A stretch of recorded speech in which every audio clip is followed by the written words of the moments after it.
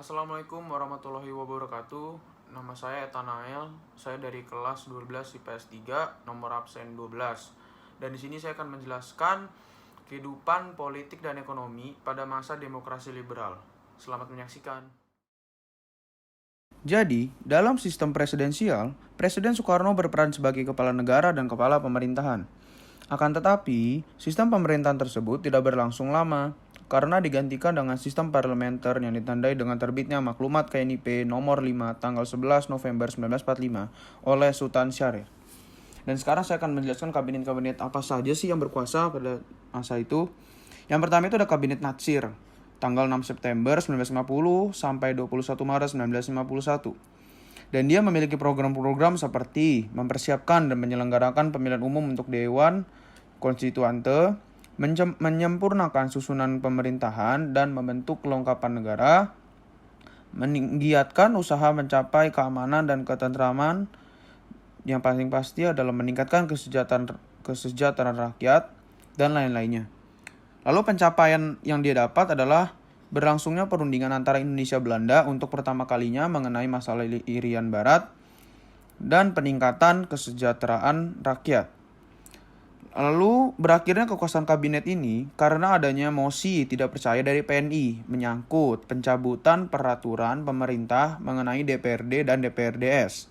Jadi PNI itu menganggap peraturan pemerintah nomor 39 tahun 1950 mengenai DPRD terlalu menguntungkan Masyumi. Mosi tidak disetujui parlemen sehingga Natsir harus mengembalikan mandatnya kepada presiden.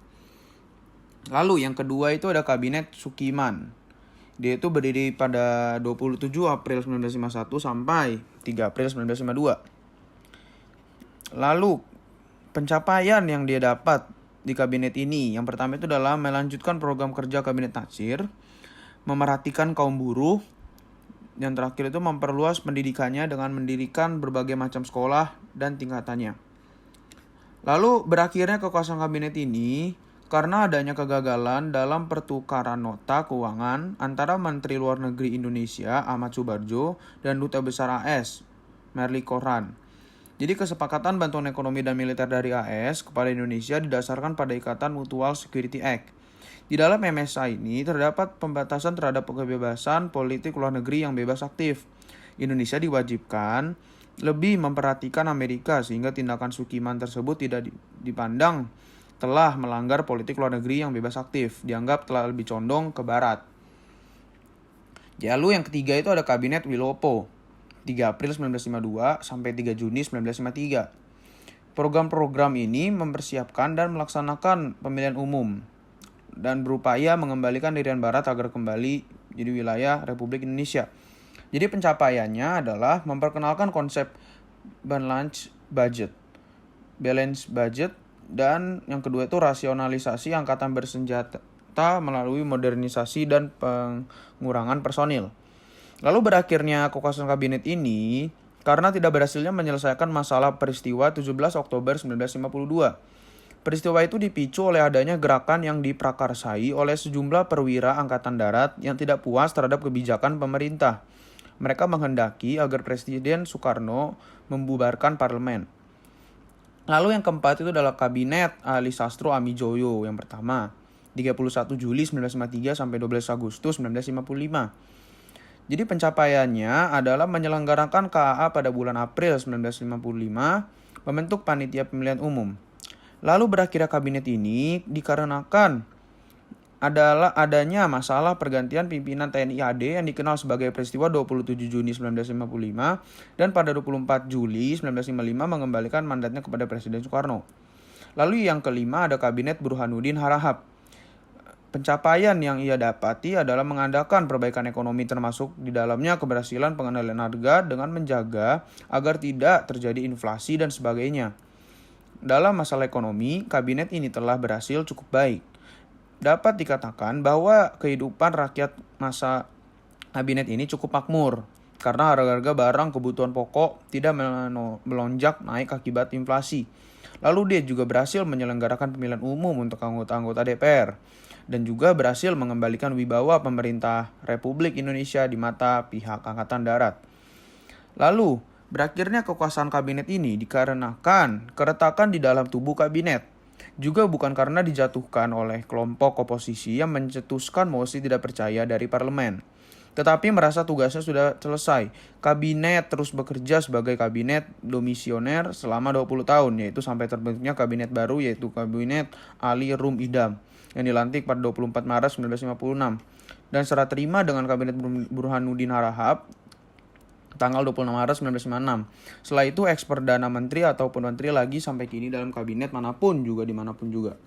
Yang keenam itu adalah Ali Sastro Amijoyo yang kedua, 20 Maret 1956 sampai 4 Maret 1957. Pencapaian yang terdapat dari kabinet ini adalah mendapat dukungan penuh dari presiden dan dianggap sebagai titik tolak dari periode planning and investment.